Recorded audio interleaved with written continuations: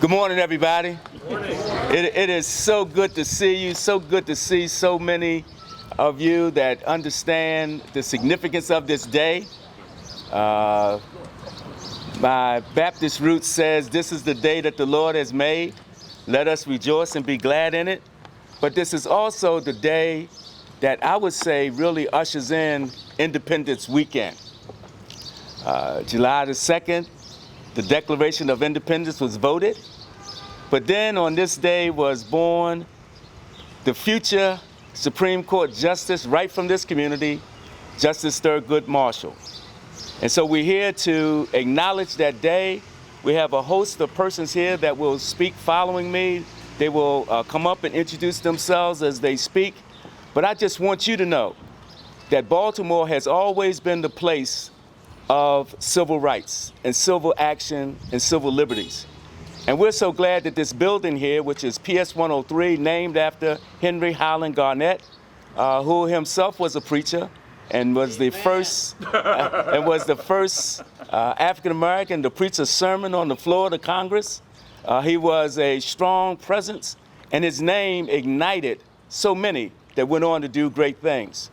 And so we're here today to proclaim this day as Justice Thurgood Marshall Day, his birthday, July the 2nd. But we also want to know that this is the day that we will initiate. We've got here my good colleague, Professor Gibson. He had the foresight to have the BWI named after them, but we're going to keep on pushing because we'd like to have this day be forever in the memory of our state as a state holiday. And so I have here from Mayor Brandon M. Scott a proclamation that this is Thurgood Marshall Day. And I present that to you. So happy that the city of Baltimore recognizes this day as Justice Thurgood Marshall Day. He was a native son, but I also have a proclamation from the governor because his contribution of Justice Thurgood Marshall impacted not only Baltimore, it impacted Maryland, but it also impacted the state and the world. And so the governor has acknowledged that this is Justice Thurgood Marshall Day. The Baltimore City Mayor, Scott, has acknowledged that this is Justice Thurgood Marshall Day. And I hope that we, all of us, recognize this day as Justice Thurgood Marshall Day in our city, in our state.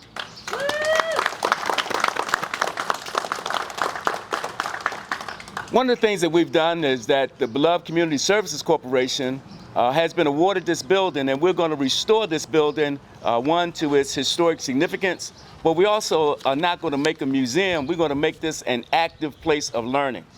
So I'm here also to announce that the lead tenant for the Justice Thurgood Marshall Center at PS 103, Henry Highland Garnett, I want to introduce to you Judge Alexander Williams, Jr., and his law clinic will be the lead tenant in this building. Thank you, Dr. Hathaway, and what a grand day it is celebrating the 113th birthday of Justice Thurgood Marshall on the very grounds that Justice Marshall walked as he began his lifelong pursuit of education, justice, and commitment. I'm so pleased to be here with these community giants around. I'm retired Judge Alexander Williams, Jr. of the United States District Court for the District of Maryland, and presently the founder and executive director of the Judge Alexander Williams Jr. Center for Education, Justice, and Ethics.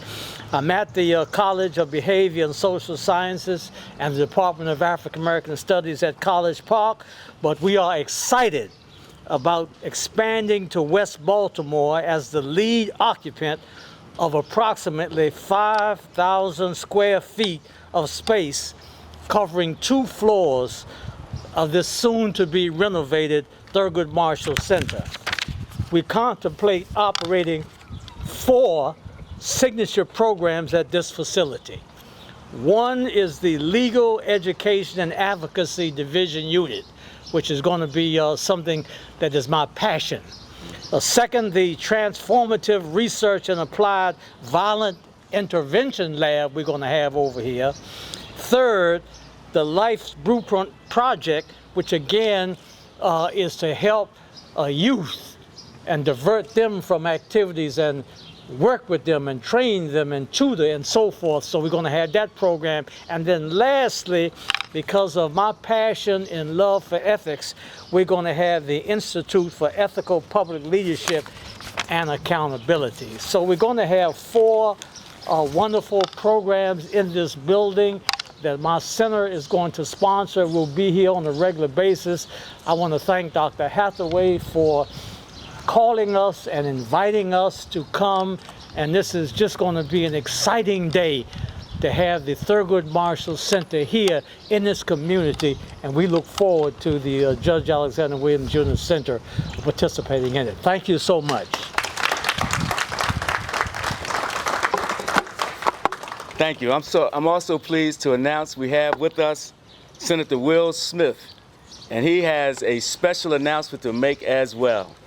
Senator Smith. There you go. Thanks. Well, good morning, everyone. Good morning. My name's Will Smith. I'm a state senator from Montgomery County. I'm also the 50th chairman of the Judicial Proceedings Committee in the Maryland State Senate. So, Reverend Hathaway, Judge Williams, Professor Gibson, Judge Bell, thank you all for all of your work in the law and in civil rights, and for the trailblazing efforts you've made for someone like me to be here today. Judge Bell, I was talking to you a little bit earlier about how you actually presided over my bar admission process. I was part of that cadre, and you recited from memory a poem by Dale Rimbrough, Person in the Glass, and that's been somewhat of a North Star for me as I progressed on through my career. But it's fortuitous that we'd be here again in this bookend of history.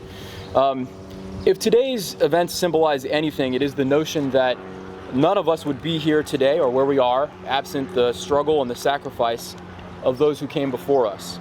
And it's a sentiment that I feel more acutely today, sharing the stage with these legal and civil rights giants. Now, I'm here to announce the beginning of an initiative to install a portrait of Justice Thurgood Marshall in the Senate Judicial Proceedings Committee. Now, this initiative follows efforts of Senate President Bill Ferguson, who, upon assuming his position, emplaced a portrait of Senator Verna Freedom Welcome in the Senate chamber, the first time a person of color has ever adorned those walls. So when I brought this idea to him, he was all on board, and so I want to just thank him personally for his support. Established in December of 1831, the Maryland Senate Judicial Proceedings Committee is the oldest standing committee in the Maryland General Assembly. The committee is assigned legislation relating to criminal laws, civil laws, legal rights and immunities, as well as a number of other subject matter related to civil rights and access to justice. The work of the committee reaches into the lives of every Marylander, and in many respects shapes their prospects more intimately than any other element of government. But for far too long, the legislators, the lawyers, and even the aesthetics of the committee itself have failed to reflect the rich diversity of our state. Today, despite its jurisdiction over subject matter so crucial to those often marginalized members of our society, there exists no portrait or no artistic delineation of any person of color within the physical infrastructure of the committee itself. A native of Maryland, Associate Justice Marshall was a brilliant jurist who dedicated himself to racial and civil justice in our country. His legacy represents the perfect synthesis of intellect, compassion, tenacity, forthrightness. The first African American to serve on the Supreme Court, it was perhaps the work he did before he came to our nation's highest court that proves most instructive to our challenges today. A portrait of a young, brilliant jurist in the midst of his fight for civil rights would serve as a symbol of hope for all who came to the committee, that their ideas, their voices, would be heard and measured with equal weight. A portrait of this nature would create a more welcoming and accessible environment within the halls of government, and perhaps more importantly, it would inspire us all to live up to the ideals enshrined in the Constitution of the United States. So I want to conclude by thanking the Maryland State Archives, State Archivist Elaine Bachman, the Director of the Study of Legacy of Slavery in Maryland, Chris Haley, Founding Director of the Center for Race and Culture at the Maryland Institute of College of Art, Dr. Leslie King Hammond, who all participated in a committee to select and commission an artist for this endeavor. And today I'm proud to announce that we have selected Baltimore native and acclaimed artist Ernest Shaw He's right here, so give him a round of applause. He's actually flanked by his mother, who attended school here. So welcome, and it's a beautiful moment for all of us here. So details on how you can support this initiative are forthcoming, but I just want to say thank you ever so much. It's been a real honor and a pleasure to be here in this historic moment, and I look forward to pushing forward. So thank you all very much.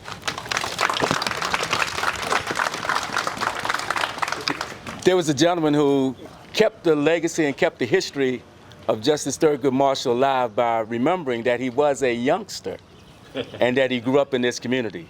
Professor Larry Gibson has written the seminal book on the young Thurgood Marshall. It really is a pleasure to finally be able to stop looking out for this building.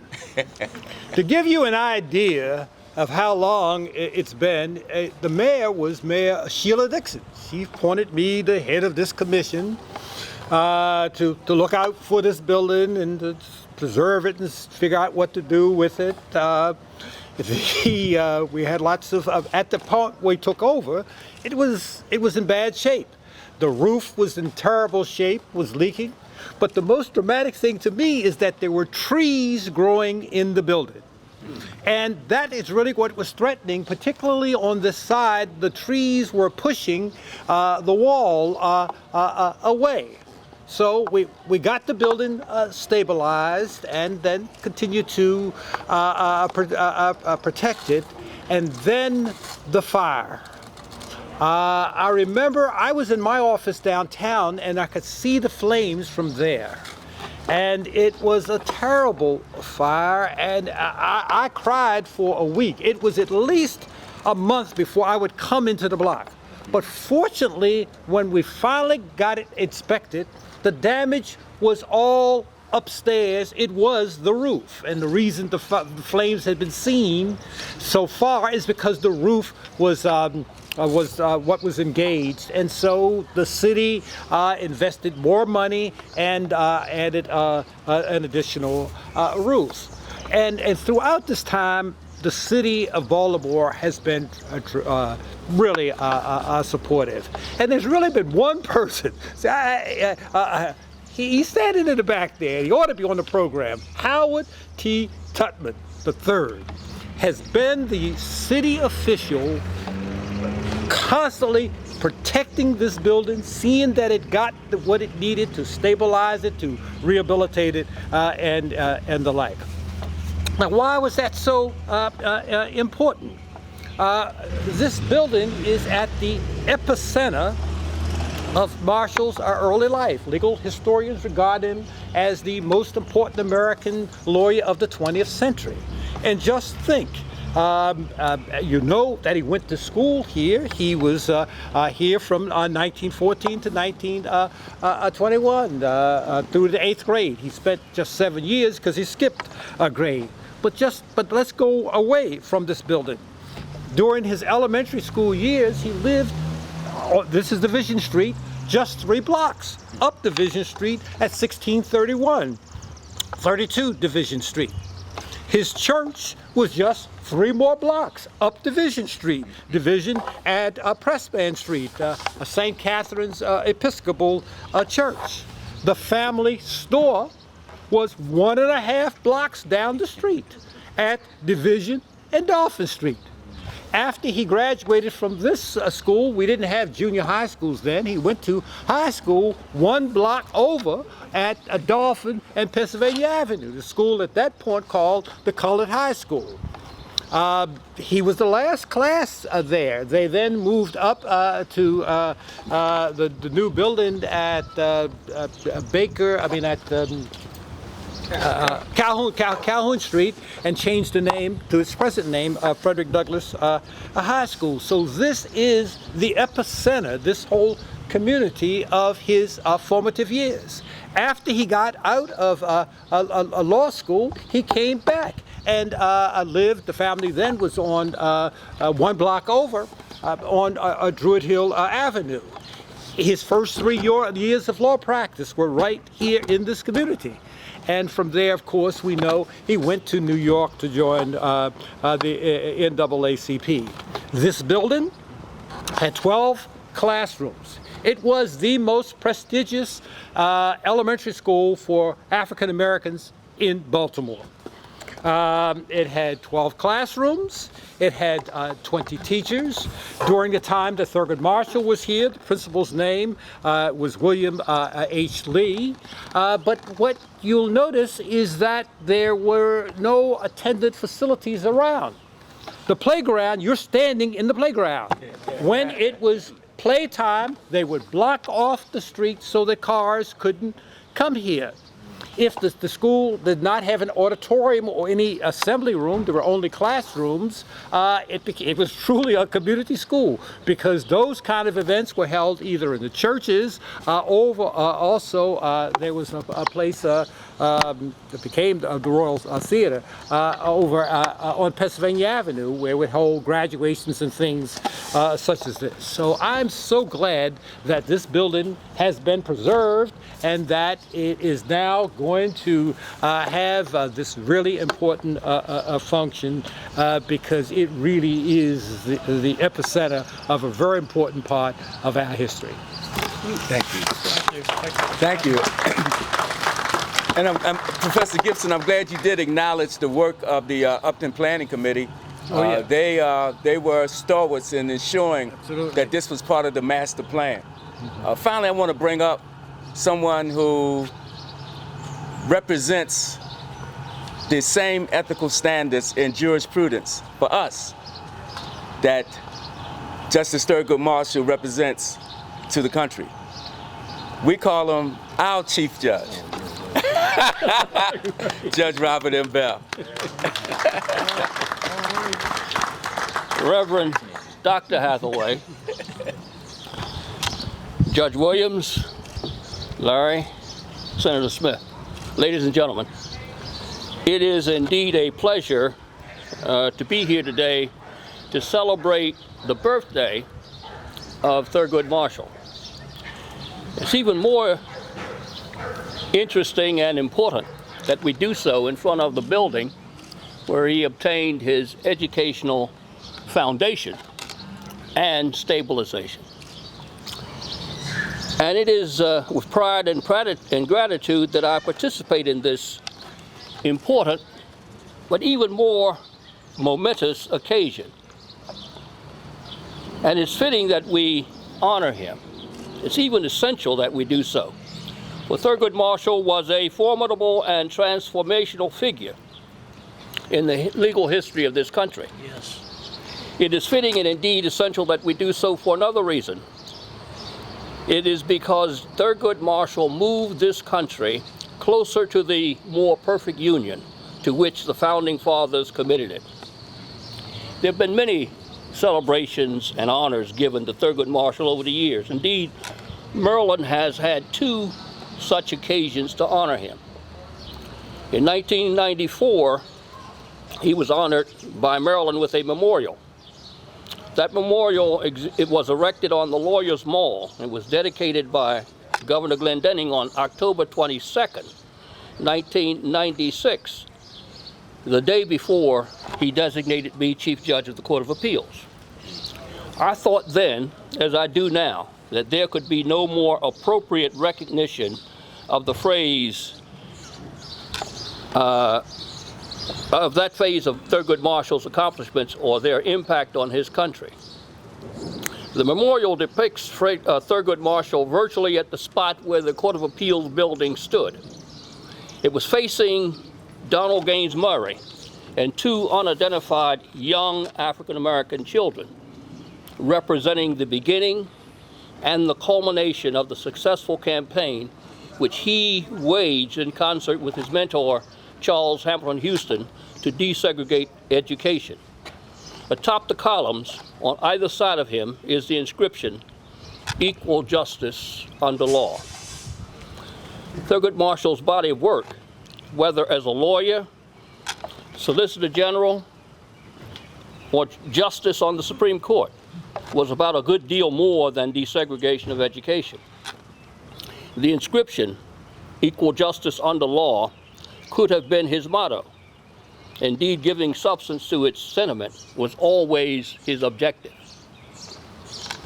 Thurgood was, as a lawyer, was concerned, for example, that criminal defendants receive justice, that everyone had the right to vote, that property rights be respected, and that, and with particular pertinence to me, that the students, he represented the students in the case of Bell against Maryland, in which I was involved, that public accommodations be non-discriminatory, and his opinions, concurrences, and dissents all reflected that commitment to equal justice, whatever the issue, and whomever the party might have been. Equal justice under law necessarily requires equal access, and he was about making sure that everyone was privy to the promise of the Constitution. So it is fitting that we honor him today, and that we do so in connection with the building where he gained educational stability. And Thurgood Marshall's legacy has been assured as a result of the celebrations done throughout the country. It is appropriate now that Baltimore owns him, that Baltimore does its part to represent or to reflect the legacy of Thurgood Marshall in its fullest form. Thank you. That's definitely what we intend to do, as represented by the citation and proclamations by Governor Hogan and by Mayor Scott. We are going to own Justice Thurgood Marshall, and today, his birthday, is Justice Thurgood Marshall's birthday. He is our native son. Are there any questions that you may have? How much money was the renovations for the building? The money for the renovation is going to be $8.2 million. We are very close. We accept all contributions to get us across the finish line.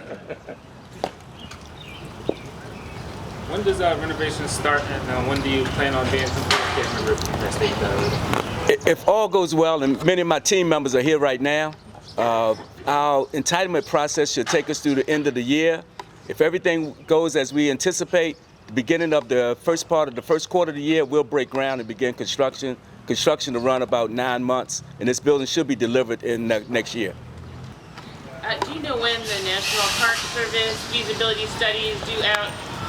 Okay, so one of the things that's a part of this is that Congressman Cummings and Senator Cardin were instrumental in having legislation done, and really was May of 2019. Well, this will become a study to become an asset of the National Park Service. If you think about it, an asset of Park Service in our city is Fort McHenry.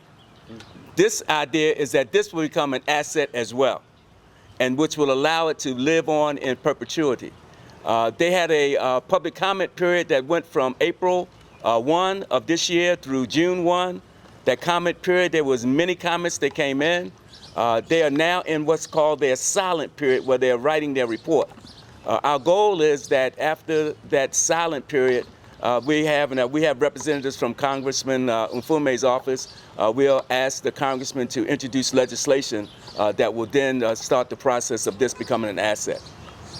Once you have created this anchor, I'm going to call it an anchor, because 2 years ago, and the sad part of this was there were tour buses going by for the negative.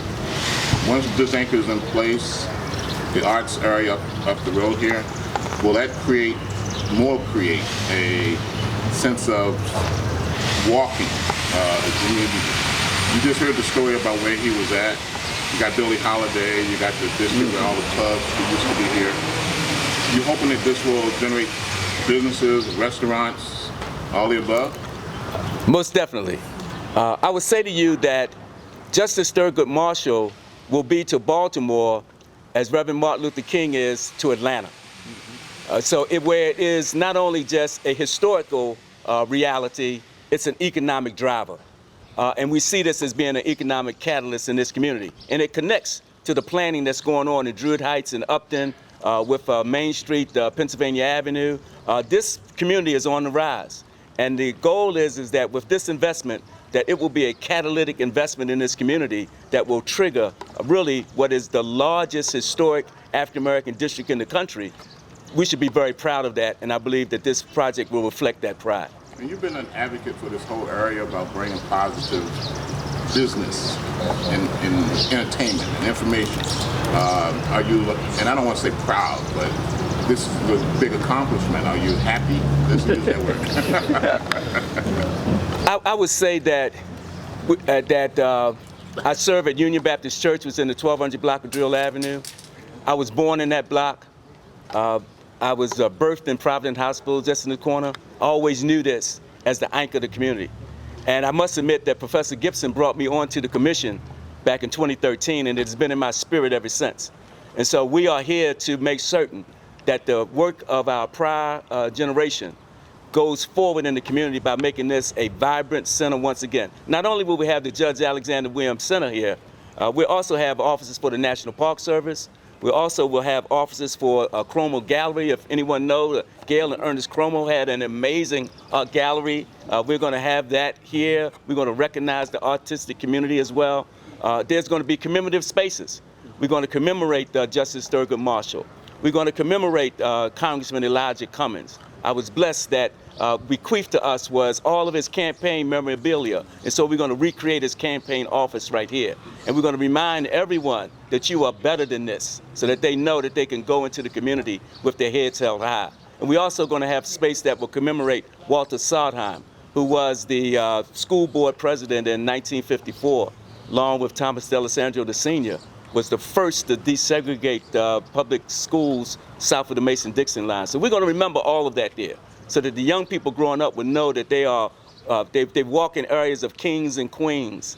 I'm so glad that Ms. Shaw came, showed me a picture of her 1957 graduation class. That's the history. It's real history. Real people participated in and was educated at this facility. We're going to honor every one of them. The answer is he's proud. Yes, I am.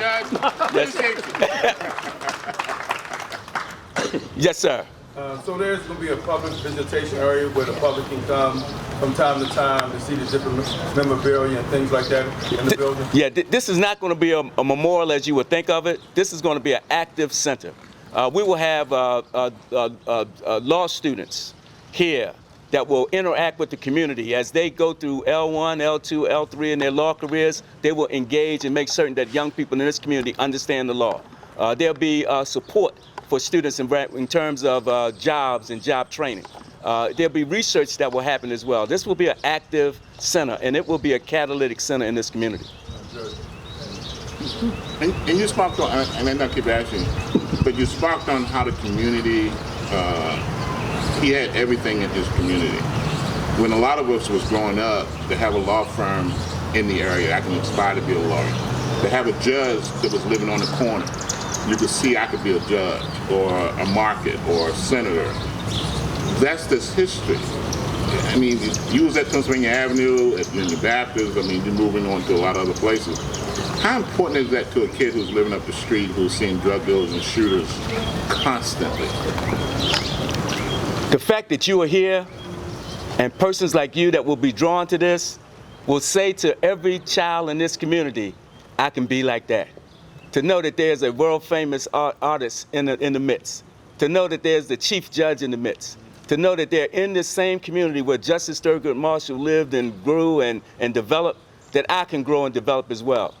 People need those real live examples, and we're going to do that. This will be a place. I'm so glad to see Mr. Marvin James with Mayor Scott's office. I want them to know that they are the future. And as the future is proclaimed, we want the young people to know that our generation is passing to them these assets so that they can grow and develop and make us all proud. Thank you. Thank you now.